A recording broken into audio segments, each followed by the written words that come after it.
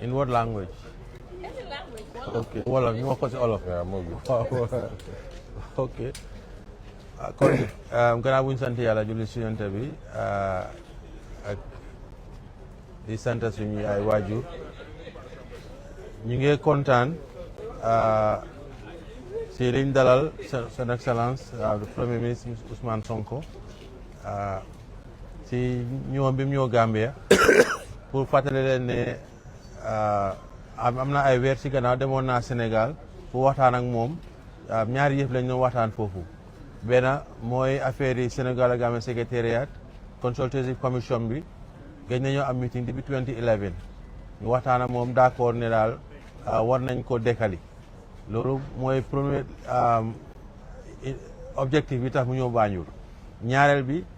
economic forum bi nga xam ne pour ñaari réew yi naka la ñoo defee business bi dox si diggante bi business maa ñi nga xam ne ñu ngi nekk Sénégal ak ñu nekk Gambia naka la ñu mun a yaatale seen business si ñaari réew mi lii si gàttal mooy waral moo tax His Excellency Prime Minister Ousmane Sonko mu ñëw depuis ñaari fan yëpp ñu ngi am waxtaan dégg nga ba tey waxtaan bi jeexagut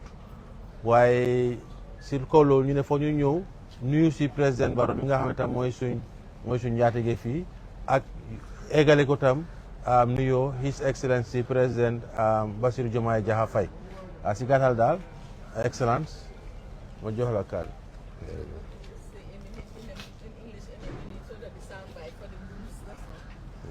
Thank you very much. Like I said, it's an honor and a privilege to welcome His Excellency the Prime Minister of Senegal to the Gambia for a 2-day working visit.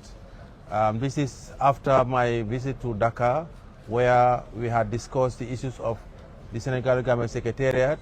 which was established in 2011, and part of the governance structure requires a consultative commission. Now, this consultative commission, the last meeting they had was in 2011, so we felt it's important to revive that commission because the relationship between these two countries is very, very strong, and we need to continue that. The second objective was for His Excellency Prime Minister to attend the Economic Forum,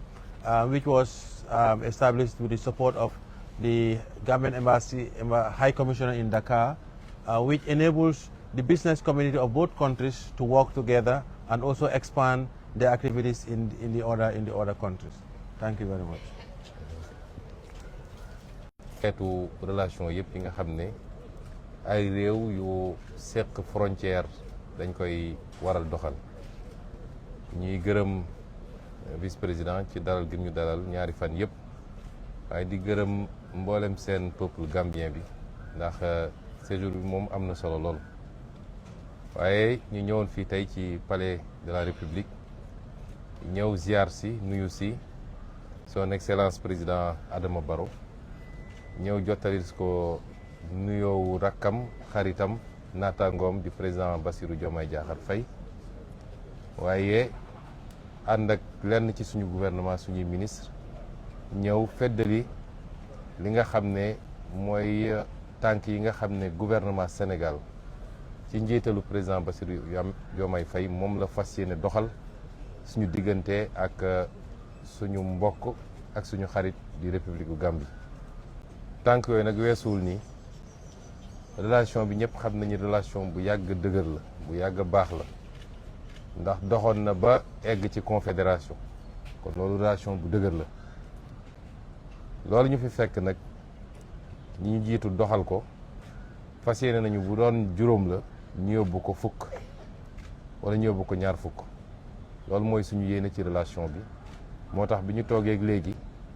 gaw ma ni toog nañu weer te diggante ñaari réew mi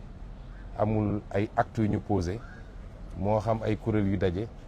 moo xam ay kilifa yu daje pour rek gën a waxtaan ak di signé ay accords yoo xam ne ci bépp fànn day gën a yombal diggante bi da koy gën a dooleel te loolu mooy yéene président Bassirou Diomaye Faye loolu mooy ndigal gi mu jox gouvernement bi ma jiite waaye loolu la ñu président Adama Barrow feddalil fi mu toll ni moom it ndax fu ñu wax ni fii mooy suñu limite rek moom yokk na ko am na lu mu ci yokk ci diggante bi kon dañuy sant yàlla bi ñu mayee njiit yu mel noonu sant yàlla bi ñu mayee ay askan yu mel noonu mooy ñu fàttaliku ci jamono ju nekk ni ñaari réew yi benn la kon jàmm rek moo ci mun a dox rafetal moo ci mun a dox mbokkoo moo ci mun a am waaye demlante moo ci mun a am ci bépp fànn. Donc nous étions là dans le cadre de la réunion du conseil consultatif du secrétariat exécutif qui réunit du secrétariat permanent qui réunit chaque année les deux chefs de gouvernement que sont le vice-président de la République gambienne et le Premier ministre de la République du Sénégal. Et cette réunion annuelle nous permet de plancher sur les différentes problématiques qui traversent les relations entre la Gambie et le Sénégal à tout point de vue, les questions transfrontalières, les questions liées à la sécurité, au transport, au commerce, à l'économie de manière générale, à la gestion des ressources humaines, des ressources naturelles. Et c'est toutes ces problématiques-là, les travaux ont eu lieu et continuent à se faire. Et je crois que nous aurons les conclusions dans quelques minutes. Mais ces travaux tendent simplement à rapprocher davantage et à raffermir les relations à tout point de vue et à lever toutes les barrières qui peuvent se dresser, soit du fait des textes ou du fait des pratiques, pour la libre circulation des biens et des personnes entre les deux pays. Et c'est dans ce cadre-là que nous sommes là depuis 2 jours et nous étions aujourd'hui venus rendre visite à son Excellence le Président Adama Barrow pour lui transmettre les salutations et un message de son frère, son ami et son homologue, le Président Bassirou Diomaye Diakhar Faye, mais également pour lui rendre compte de l'avancement des travaux et avoir son action et surtout son accompagnement pour que nous puissions aboutir aux meilleurs résultats. Et je remercie donc fortement le Président Barrow pour son accueil chaleureux, fraternel. Je le remercie également pour son ouverture et son sens du dépassement pour nous permettre à chaque fois de gravir des paliers supplémentaires pour rapidement aboutir à ce qu'avaient souhaité à un moment donné d'ailleurs nos devanciers, non pas forcément sous forme de confédération, mais que toutes les barrières et toutes les limites que nous nous imposons nous-mêmes dans le cadre de cette relation soient levées, de sorte que ce que tout le monde dit et a toujours dit, que le Sénégal et la Gambie sont un seul et même pays, que cela soit matérialisé concrètement dans les faits, dans les textes qui nous régissent, dans les différents accords, dans les traités. Et je pense que nous sommes dans la bonne voie avec la disponibilité de M. le vice-président, de tout le gouvernement gambien, mais surtout avec l'ouverture des 2 chefs d'exécutif, les 2 présidents de la République. Je vous remercie.